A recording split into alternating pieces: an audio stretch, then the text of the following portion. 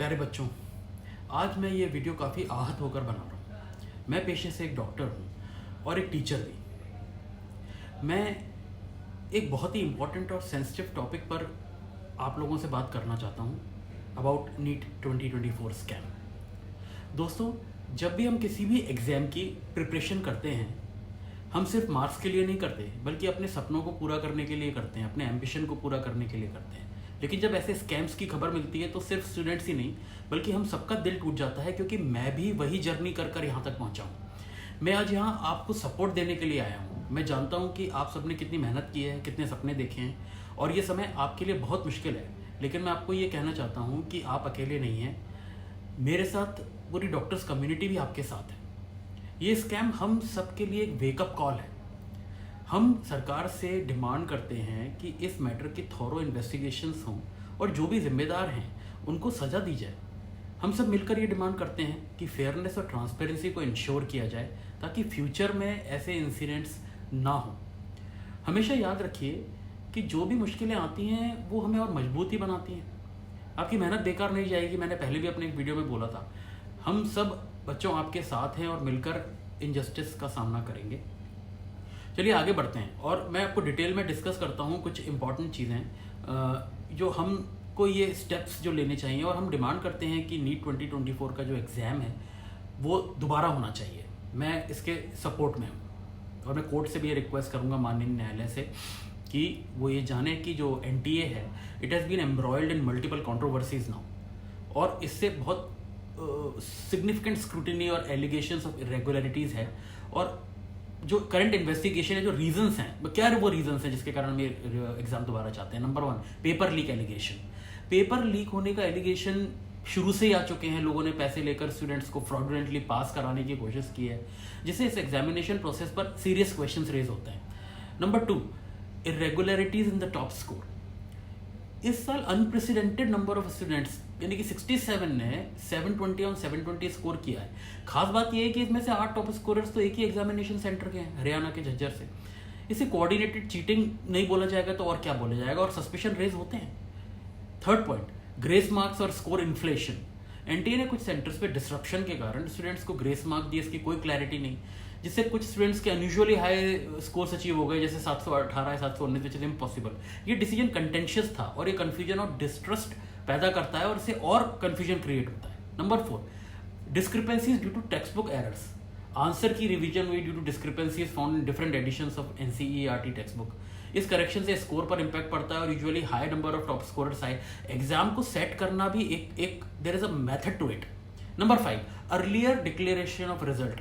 Schedule date से पहले result declare करते हो, वो भी लोकसभा इलेक्शन के टाइम पर। इस टाइमिंग ने मीडिया अटेंशन को जो डाइवर्ट करा ताकि लोगों को एक्यूजेशंस वगैरह ना मिले, और ये हो सकता है कि एक NTA का स्ट्रैटेजिक मूव हो, लेकिन अनफॉर्चुनेटली आज के ज़माने में इस टेक्निक ने काम नहीं किया। Number 6, discrepancy in exam center security. कई एग्जाम सेंटर्स ने इनएडिक्वेट मेजर्स रिपोर्ट किए, जैसे malfunctioning of CCTV cameras, proper invigilation की कमी, जो चीटिंग और माइल प्रैक्टिस को ये अपॉर्चुनिटीज दे सकती हैं। NTA को इस बात का पहले से अंदाजा होना चाहिए था। Number 7, unusual behaviour of the candidates. Reports आई कि कैंडिडेट्स के सिमिलर आंसर पैटर्न एग्जिबिट करने के, स्पेशली अमंग टॉप स्कोरर्स, जो पोटेंशियल शेयरिंग ऑफ आंसर या अनफेयर मीन्स यूज होने का इंडिकेशन देते हैं। Number 8, anonymous whistle blower accounts. Anonymous sources ने क्लेम किया कि कुछ कोचिंग सेंटर्स इस स्कैम में इन्वॉल्व थे, लीक पेपर्स और आंसर्स प्रोवाइड कर रहे थे स्टूडेंट्स को। इसमें कोचिंग सेंटर्स के रोल पर क्वेश्चन रेज किया है और ये आगे भी नीट एग्जाम्स की जो इंटीग्रिटी के लिए ज़रूरी है कि इसका इन्वेस्टिगेशन हो। नंबर 9, डिस्क्रिपेंसीज इन OMR शीट्स। कुछ कैंडिडेट्स ने अपनी OMR शीट्स में डिस्क्रिपेंसीज भी रिपोर्ट की, क्लेम किया कि उन्हें जो वो मार्क्स नहीं मिले जो उन्हें शुरू में देखे वो फाइनल इवैल्यूएशन में ऑल्टर्ड थे। Number 10, manipulation of the candidates data. Allegations of surface की कैंडिडेट्स के पर्सनल और एग्जाम डेटा मैनिपुलेटेड हुए हैं। कुछ स्टूडेंट्स को अपनी डिटेल मिसमैच्ड या इनकरेक्ट मिली है फाइनल रिजल्ट्स में।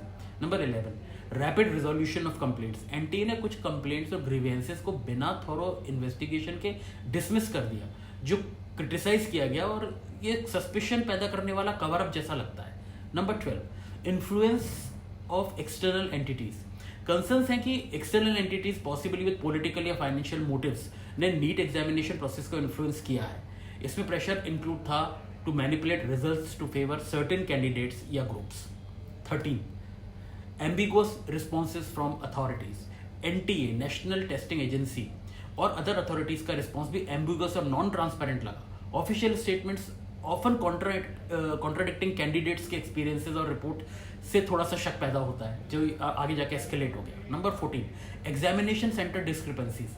रिपोर्ट्स आए कि discrepancies in the allocation of the examination centres, कुछ कैंडिडेट्स को बिना वैलिड रीजन के सेंटर्स दिए गए, far from their home town assign किए गए, पोटेंशियली डिसएडवांटेजिंग देम या may be putting them to a certain advantage. 15 delayed response to paper leak allegations. NTA का delayed response to initial paper leak allegation subsequent investigation question हुआ।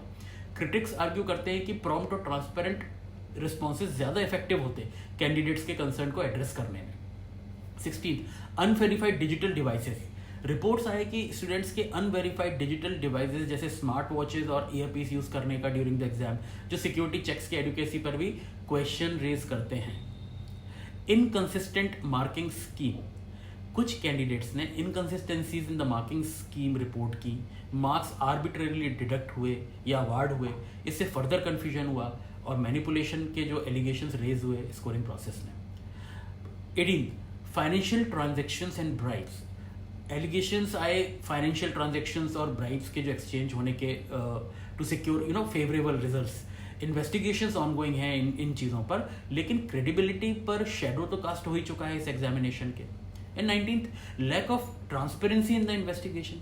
Special committee के ongoing investigation जो it lacks transparency with limited information public और affected candidates के साथ share की जा रही है। इसमें फेयरनेस और थॉरोनेस ऑफ द इन्वेस्टिगेशन के जो डाउट्स हैं उनको फ्यूल किया है।